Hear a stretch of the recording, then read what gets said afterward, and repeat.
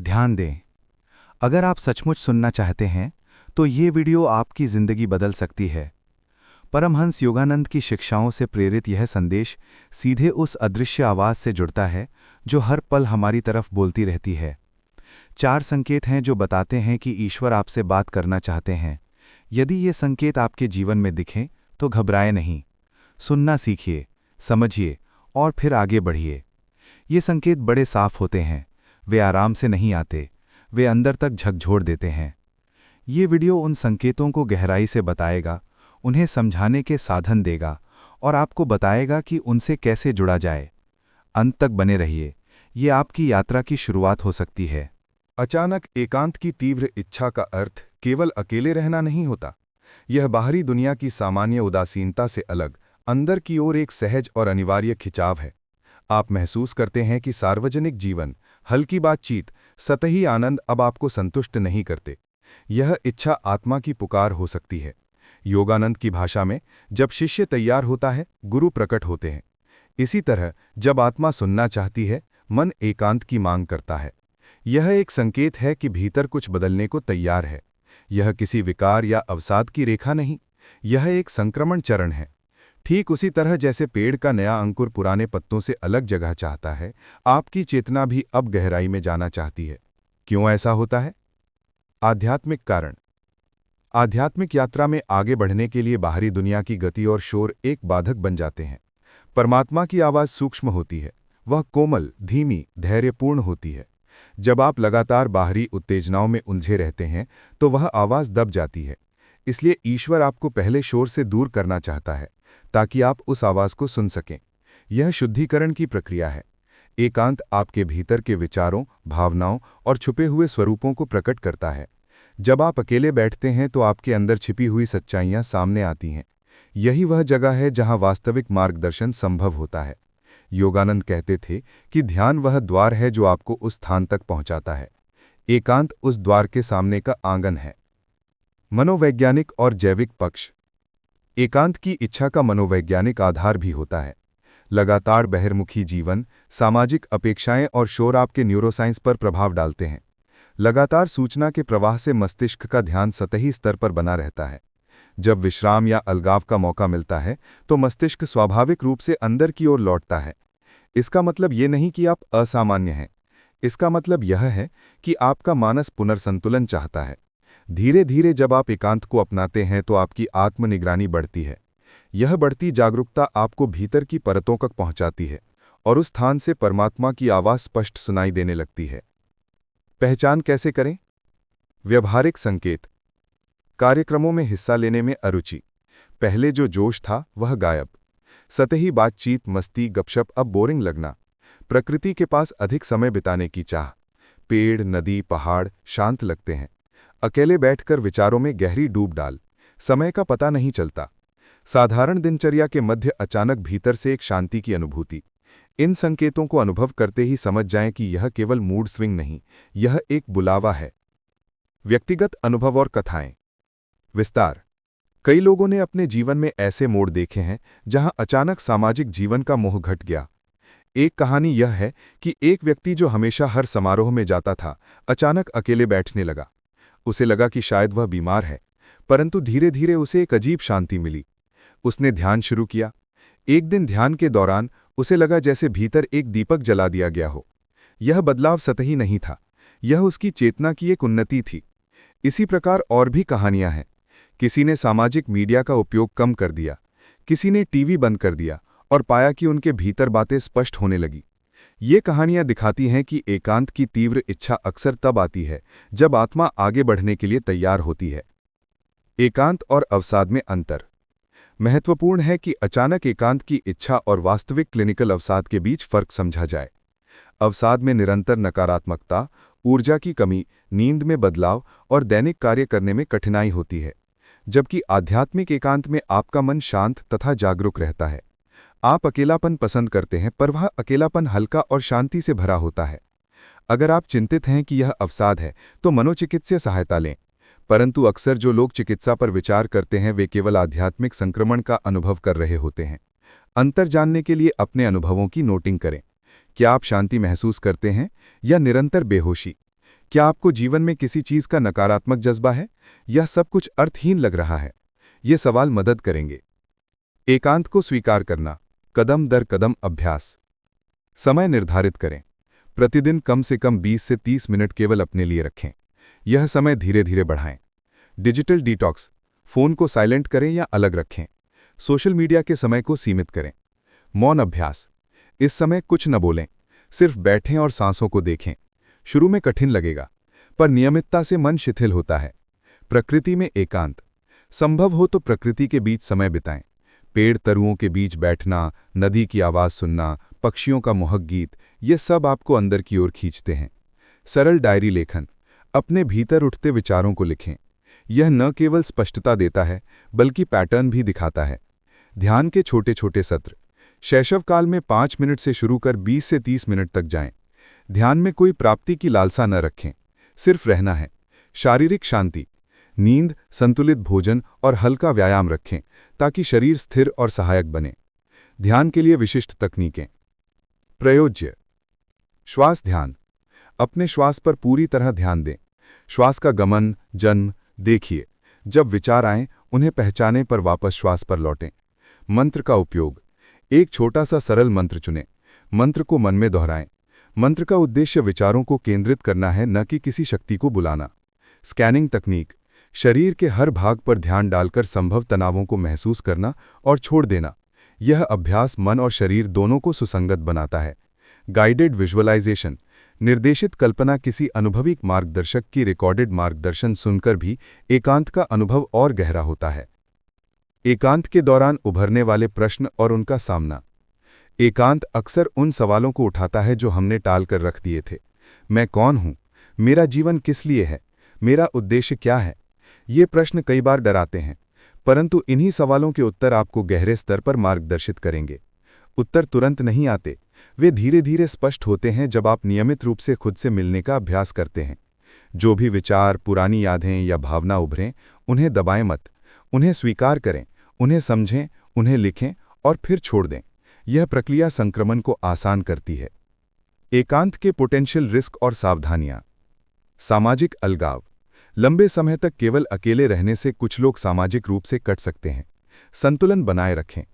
आत्मसमीक्षा का बढ़ना, अकेलेपन में आत्मसमीक्षा का स्तर बढ़ जाता है। यह जरूरी है कि यह आत्मसमीक्षा विनाशक न बने। हमेशा सहानुभूति और दया के साथ खुद को देखें। अस्थिरता, कभी कभी एकांत के दौरान भावनाएं अस्थिर हो जाती हैं। ऐसे समय में किसी विश्वसनीय मित्र या मार्गदर्शक से बात करना उपयोगी हो सकता है।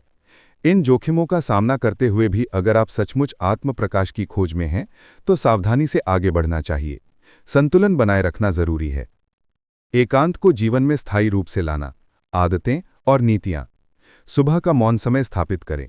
दिन की शुरुआत में 10 से 20 मिनट का मौन आपको संपूर्ण दिन में उपस्थित रहने की क्षमता देता है। सप्ताह में एक दिन डिजिटल फ्री रखें। उस दिन को प्रकृति, पढ़ने और आत्मचिंतन के लिए समर्पित करें। सामाजिक प्रतिबद्धताओं को चुनिंदा बनाएं। केवल उन्हीं कार्यक्रमों में जाएं जो आपकी चेतना को बढ़ाते हों। सत्संग और आध्यात्मिक पुस्तकों के साथ नियमित समय, यह आपके अनुभवों को संदर्भ देता है और दिशा देता है। ठीक वही मित्र बनाएं जो आपकी एकांत यात्रा को समझते हों। वे न बोलने के निर्णय का सम्मान करें और आपकी यात्रा में सहायक हों। प्रैक्टिकल टूलकिट क्या साथ रखें? एक छोटा नोटबुक और पेन हमेशा रखें। भावनाएं और विचार अचानक उठते हैं, उन्हें लिख लेना बाद में समझने में मदद करेगा।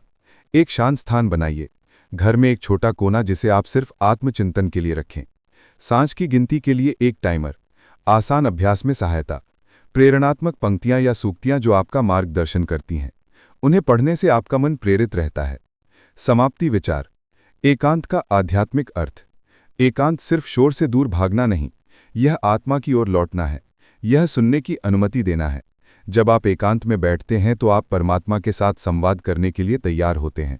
यह वह पहला कदम है जो बाद के 3 संकेतों के लिए भूमि तैयार करता है। यदि आप इस समय अपने जीवन में एकांत की तीव्र इच्छा देख रहे हैं, तो इसे न काटिए, इसे नीति से अपनाएं, इसे अभ्यास बनाइए। धीरे धीरे आप पाएंगे कि अंदर की आवाज़ स्पष्ट होती जाएगी।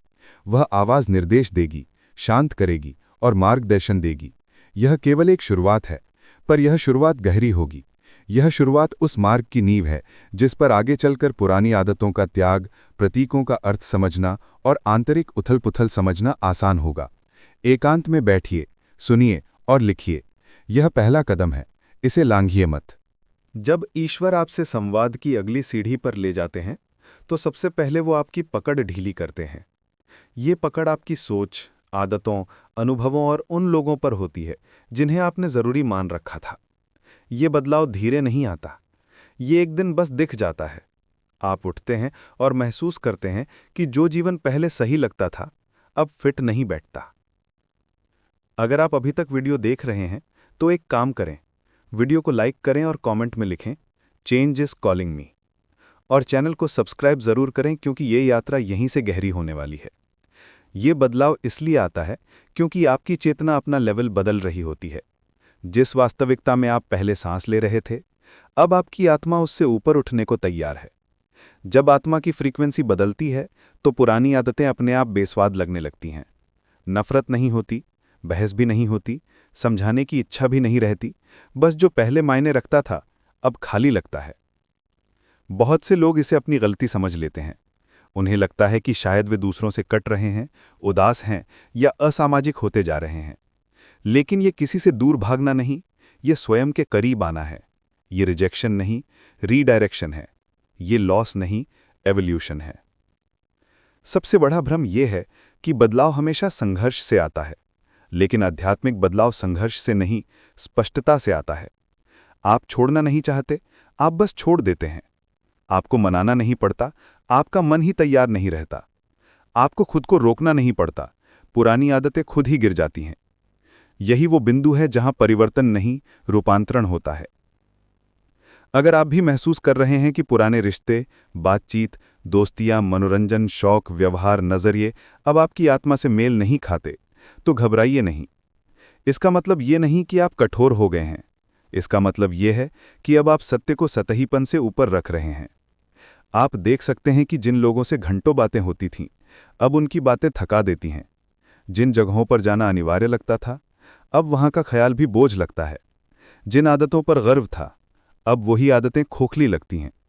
और सबसे अजीब बात यह होती है कि ये सब बिना किसी बड़े कारण, बिना किसी लड़ाई, बिना किसी घोषणा के बदल जाता है। ये बदलाव इसलिए दर्द देता है क्योंकि मन को परिचित दुख भी नए सुख से ज्यादा सुरक्षित लगता है। आत्मा ज्ञात की ओर जाना चाहती है और मन ज्ञात से चिपके रहना चाहता है। इसी घर्षण से असहजता पैदा होती है। लेकिन हर तितली को उड़ने से पहले कोकून छोड़ना पड़ता है। हर सांप को बड़ी त्वचा पाने के लिए पुरानी खाल छोड़नी पड़ती है। रिश्ते भी इसी नियम का पालन करते हैं। कुछ रिश्ते जरूरत पर बने थे, कुछ आदत पर, कुछ भावनात्मक निर्भरता पर और कुछ आत्मा के स्तर पर। जब चेतना ऊपर उठती है, तो पहले 3 प्रकार अपने आप पीछे छूट जाते हैं। केवल वही बचता है जो आत्मा की भाषा बोलता है। इसका मतलब ये नहीं कि लोग बुरे हैं। इसका मतलब ये है कि अब आपके रास्ते समान दिशा में नहीं जा रहे। अगर ये बदलाव आपके जीवन कहानी से मिलता जुलता लग रहा है, तो अभी कमेंट में लिखिए, आई एम अनलर्निंग, और वीडियो को लाइक जरूर करें। इस दौरान सबसे बड़ी गलती जो लोग करते हैं, वो ये है कि वो इस बदलाव को रोकने की कोशिश करते हैं। वो पुराने को जबरदस्ती बनाए रखते हैं, खुद को याद दिलाते हैं कि पहले सब ठीक था। जबरदस्ती इन्वॉल्व रहते हैं, रोल निभाते रहते हैं और फिर अंदर से थकते जाते हैं। लेकिन ईश्वरीय संकेत कभी पीछे ले जाने के लिए नहीं आते, वे आगे धकेलने के लिए आते हैं। यह भी समझना जरूरी है कि ये बदलाव न कर्म से भागना है, न रिश्तों से नफरत। ये केवल अचेतन स्वचालित जीवन से निकलकर जागृत चयन के जीवन में प्रवेश है। आप भाग नहीं रहे, आप चुनाव करना सीख रहे हैं। इस परिवर्तन में कुछ बातें बहुत साफ दिखती हैं। आप दिखावे में रुचि खो देते हैं, मान्यता की भूख कम होती जाती है, छोटी बातचीत अब मानसिक शोर लगती है, समझौते कम हो जाते हैं, आत्मसम्मान लाउड नहीं, साइलेंट और स्टेडी हो जाता है। आप कम प्रतिक्रिया देते हैं, अधिक ऑब्जर्व करते हैं। आप कम एक्सप्लेन करते हैं, अधिक अंडरस्टैंड करते हैं। सबसे बड़ा संकेत यह है कि अब आपको उन चीज़ों से हर्ट होना भी बंद हो जाता है जिनसे पहले आप टूट जाते थे, क्योंकि अटैचमेंट कम होती है, रेजिस्टेंस कम होता है और एक्सेप्टेंस बढ़ जाता है। जब अंदर की लड़ाई खत्म होती है, बाहर की दुनिया से युद्ध अपने आप बंद हो जाता है। अब सबसे महत्वपूर्ण बात, ये फेज खत्म कैसा होता है? ये तब समाप्त होता है जब आपको अकेले रहते हुए भी कुछ मिसिंग महसूस ना हो, जब आपको शांति में कंपनी मिले, जब आपको सॉलिट्यूड में सेफ्टी मिले, जब अप्रूवल की जगह अवेयरनेस आपकी करेंसी बन जाए, तब समझिए कि पुरानी दुनिया पीछे छूट चुकी है और नई दुनिया अब आपका एड्रेस बनने वाली है। और अगर आज की ये बात आपकी आत्मा तक पहुंची हो तो एक और कमेंट करें, I release the old. Video को लाइक और चैनल को सब्सक्राइब करना मत भूलिए। आगे का तीसरा संकेत और भी रहस्यमय और शक्तिशाली है। जब ईश्वर आपसे सीधा संपर्क करना चाहते हैं तो वे भाषा का उपयोग कम और सिग्नल का उपयोग ज्यादा करते हैं। ये सिग्नल ऐसे होते हैं जो आपकी सामान्य सोच से बाहर, बार बार और एक पैटर्न में दिखाई देते हैं। ये चेतना में हल्का सा खड़खड़ाहट नहीं, बल्कि एक निश्चित दस्तक की तरह आते हैं। ये दस्तक आपके अहंकार पर नहीं, आपकी जागरूकता पर की जाती है। और अगर आप ये संकेत अपने जीवन में देख चुके हैं तो अभी वीडियो को लाइक करें और कमेंट में लिखें, I am noticing the science, और चैनल को सब्सक्राइब करना न भूलें। आगे की परतें हर मिनट और गहरी होंगी। ये संकेत सामान्य तौर पर 3 रूपों में आते हैं। पहला, संख्या के रूप में, जैसे 11:11, 222, 555, 777। बार बार घड़ी, बिल, फोन, टिकट, रसीद या किसी दस्तावेज में दिख जाना। दूसरा, प्रतीक के रूप में, जैसे पक्षी, पंख, तितली, दीपक, कोई विशेष रंग, कोई जानवर, कोई छवि जो अलग अलग परिस्थितियों में सामने आती रहती है। तीसरा, संदेश के रूप में, जिसमें एक ही बात अलग अलग स्रोतों से सुनाई देती है। किताब, गाना, किसी अनजान व्यक्ति की कही बात या कोई सोशल मीडिया पोस्ट अचानक ठीक वही कह देती है जो आप भीतर से महसूस कर रहे होते हैं। ये संयोग नहीं होता, ये आध्यात्मिक दोहराव यानी डिवाइन रेपिटेशन है। ब्रह्मांड जब एक बार कहता है तो वो सूचना होती है, जब 2 बार कहता है तो वो याद दिलाना होता है, पर जब वही चीज लगातार दोहराई जाए तो वो निर्देश बन जाता है। जो लोग संकेत नहीं समझते उनके लिए ये अजीब संयोग है, जो जाग चुके हैं उनके लिए ये मार्गदर्शन है। महत्वपूर्ण बात यह है कि ये संकेत कभी भी रैंडम नहीं होते। वे तभी आते हैं जब आपका जीवन किसी मोड़ पर खड़ा होता है, जब निर्णय लेना हो, जब दिशा बदलनी हो, जब कुछ छोड़ना हो, जब कुछ शुरू करना हो, या जब आत्मा किसी नए चक्र में प्रवेश कर रही हो। सिग्नल तभी बढ़ते हैं जब आत्मा तैयार होती है और इंसान अभी भी संदेह में होता है। अगर आप भी कुछ ऐसा बार बार देख रहे हैं जो सामान्य नहीं लगता, तो अभी रुकिए और कमेंट में लिखिए, the universe is talking to me. अब समझते हैं कि ये संकेत आते कैसे हैं। ये भाषा विचार की नहीं, ऊर्जा की है। ईश्वर शब्दों में बात नहीं करते क्योंकि शब्द सीमित हैं। वे पैटर्न, सिंक्रोनिसिटी और गूंज में बात करते हैं। आपका मन शब्द पकड़ता है, लेकिन आपकी आत्मा पैटर्न पकड़ती है। इसलिए अक्सर जो संदेश आपके जीवन में आना होता है वो भाषा बदलकर, रूप बदलकर, व्यक्ति बदलकर, माध्यम बदलकर आपके सामने आता रहता है, लेकिन मूल संदेश वही रहता है। ज्यादातर लोग यही गलती करते हैं कि वे संकेत को पढ़ते हैं लेकिन उसका अर्थ नहीं पूछते। वो 11:11 देखकर खुश हो जाते हैं, पर ये नहीं पूछते कि क्यों दिखा। वो किसी पंक्ति को बार बार सुनते हैं, पर ये नहीं सोचते कि ये किस ओर इशारा है। संकेत का उद्देश्य चमत्कार दिखाना नहीं, दिशा देना है। एक सच्ची घटना इसे और स्पष्ट कर देगी। एक व्यक्ति रोज 4:44 देखता था। उसे लगा कोई शुभ संकेत है। उसने इंटरनेट पर खोजा, मतलब पढ़ा, उत्साहित भी हुआ, लेकिन जीवन में कोई बदलाव नहीं आया। एक दिन उसने ध्यान में बैठकर खुद से पूछा, अगर ये संदेश है तो ये मुझसे क्या कह रहा है? उत्तर तुरंत विचार के रूप में नहीं आया, बल्कि अगले 3 दिनों में अलग अलग स्रोतों से वही अर्थ सामने आया। जो टूट चुका है उसे पकड़कर मत रखो। उस व्यक्ति ने नौकरी, रिश्ते और डर सब पकड़ रखा था। जब उसने छोड़ना शुरू किया तभी 4:44 दिखना कम हुआ और शांति में बदल गया। संकेत तब तक दोहराए जाते हैं जब तक उनका काम पूरा नहीं हो जाता। यहाँ एक महत्वपूर्ण नियम समझिए, संकेत कभी भी आपको भ्रम में नहीं रखते। भ्रम मन का क्षेत्र है, संकेत स्पष्ट दिशा देते हैं। अगर आप उलझ रहे हैं तो आप संकेत को देख रहे हैं पर उसका संदेश नहीं पकड़ रहे। संकेत को समझने के 4 सच्चे तरीके हैं। जो दिख रहा है उससे ज्यादा ध्यान इस पर दें कि आप उस समय क्या सोच रहे थे। अक्सर जवाब आपकी मनःस्थिति में छिपा होता है, संख्या में नहीं। संकेत के साथ आई भावना को पकड़ें, दृश्य को नहीं। क्या वो हल्का कर गया, भारी कर गया, सतर्क कर गया, शांत कर गया? देखें कि वही संदेश किसी दूसरे रूप में भी आ रहा है। अगर हाँ, तो वो पुष्टि यानी कन्फर्मेशन है। संकेत आपको क्या करने को बाध्य करता है, ये नोट करें। सच्चा संकेत हमेशा एक्शन की तरफ ले जाता है, सिर्फ फैसिनेशन की तरफ नहीं। आपकी जागरूकता जितनी गहरी होगी, संकेतों की भाषा उतनी स्पष्ट होगी। शुरुआत में ये हल्की झलक लगती है, बाद में ये मार्गदर्शन बन जाती है, और एक समय के बाद संकेत की जरूरत ही नहीं पड़ती, क्योंकि संवाद सीधा हो जाता है, भीतर से। और अगर आप भीतर की आवाज सुनने की कगार पर खड़े हैं, तो अभी कमेंट करें, I am ready to listen. बहुत से लोग सोचते हैं कि मुझे संकेत क्यों मिल रहे हैं। सच ये है कि संकेत सबको मिलते हैं, पर दिखाई सिर्फ उन्हें देते हैं जिनका इनर रिसीवर एक्टिवेट हो चुका हो। आप उन्हें देख पा रहे हैं, यही इस बात का प्रमाण है कि आप चुने नहीं गए, बल्कि तैयार हो गए हैं। एक और गलतफहमी ये है कि मैसेज बहुत बड़े होंगे, जीवन बदलने वाले होंगे, आकाश से आवाज आएगी, ऐसा कुछ ड्रामेटिक होगा। नहीं, ईश्वर की भाषा धीमी, सौम्य और निरंतर होती है। वो चीख नहीं होती, वो एको होती है। एक बार नहीं, बार बार लौटती है। यदि आप अब तक इस यात्रा से जुड़ाव महसूस कर रहे हैं, तो वीडियो को लाइक करें, चैनल सब्सक्राइब करें और कमेंट में लिखें, आई ट्रस्ट द साइंस। संकेतों के प्रकट होने का एक और गहरा कारण है, आप अपने पुराने सेल्फ से अलग हो रहे हैं और नए सेल्फ से मिलना शुरू कर चुके हैं। बीच का ये पुल संकेतों से बनता है। वे आपको पकड़ते भी हैं और धकेलते भी हैं, ठीक उतना ही जितना जरूरी है। और जब संकेतों की भाषा समझ आने लगती है, तो जीवन सवाल से कम और जवाब से ज्यादा भरने लगता है। खोने का डर घटता है, मार्गदर्शन का भरोसा बढ़ता है। बाहर की दुनिया पहले जैसी ही रहती है, आप उसे पढ़ने के तरीके में बदल जाते हैं। अंत में एक स्पष्ट नियम, संकेत उन्हें नहीं मिलते जो रास्ता खोज रहे हैं, संकेत उन्हें मिलते हैं जो बदलने के लिए तैयार हैं।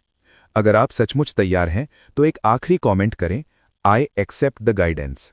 सबसे शक्तिशाली संकेत सबसे शांतिपूर्ण नहीं होता, वो सबसे तीव्र होता है। वो आपको हिलाता है, तोड़ता नहीं, खोलता है। अगर आप इस समय जीवन में अस्थिरता, बेचैनी या भावनात्मक तूफान महसूस कर रहे हैं, तो ये अध्याय आपके लिए है।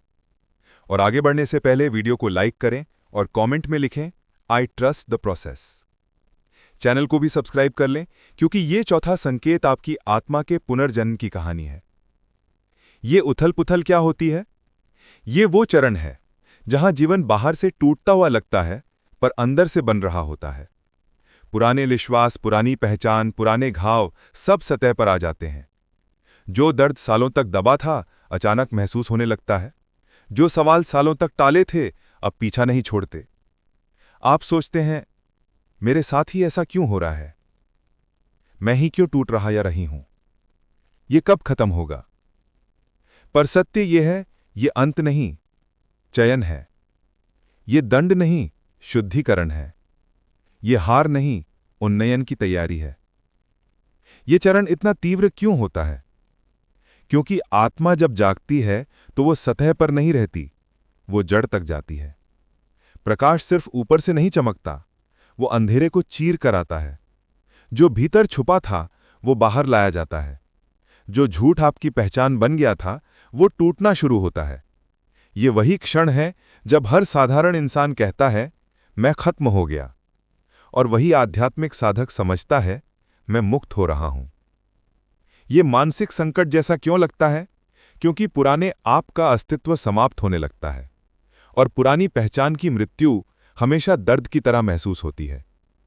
ये डिप्रेशन जैसा लग सकता है, पर डिप्रेशन में जीने की इच्छा खत्म होती है, जबकि आध्यात्मिक उथल पुथल में झूठे जीवन की इच्छा खत्म होती है, असली जीवन की नहीं। इसमें रोना आता है, पर निराशा नहीं होती। नींद टूटती है, पर जागरूकता बढ़ती है। दर्द उठता है, पर दिशा भी खुलती है। ईश्वर आपको तोड़ नहीं रहे, खाली कर रहे हैं, क्योंकि भरे हुए पात्र में नया जल नहीं डाला जा सकता। अगर भरना है तो पहले खाली करना होगा। ये चरण आपको सिखाने नहीं, मिटाने आता है। अहंकार, भ्रम, निर्भरता, डर, झूठी धारणाएं सब गिरने लगते हैं। ये वही समय है जब आपको लगता है कि कुछ भी पहले जैसा नहीं रहा। मैं किसी को समझा नहीं सकता।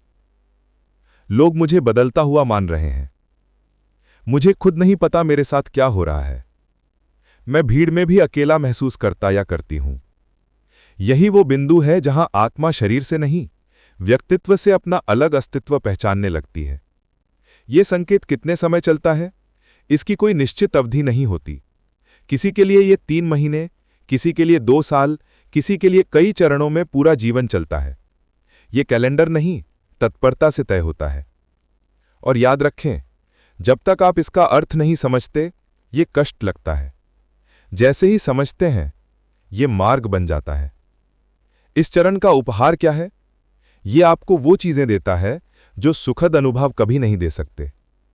अपने आप से पहली बार सच्चा परिचय, दूसरों की राय से स्वतंत्र अस्तित्व, भीतर से उठने वाली शांति, झूठ सहने की क्षमता का समाप्त होना, सत्य जीने का साहस। एक ऐसी पहचान जो दुनिया से नहीं, आत्मा से आती है। आप कमजोर नहीं, पिघल रहे होते हैं, और जो पिघलता है वही नया आकार ले पाता है।